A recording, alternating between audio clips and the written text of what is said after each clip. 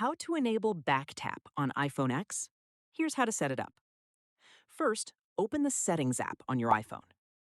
Scroll down and tap Accessibility. Next, tap Touch. Scroll to the bottom and tap Back tap. Now, choose either double tap or triple tap. You'll see a list of actions you can assign, such as Screenshot, Control Center, Notification Center, Lock Screen, Mute, Siri, App Switcher, Reachability, and many more. Simply tap the action you'd like to assign. Your selection will be saved automatically. Now, double tap or triple tap the back of your iPhone to perform the action you selected. If back tap doesn't work, make sure your iPhone is running iOS 14 or later.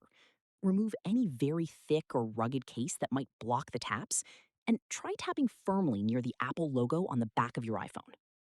And that's it. You've successfully enabled back tap on your iPhone X. Thanks for watching. If this tutorial helped, don't forget to like the video and subscribe for more iPhone tips, tricks, and how-to videos.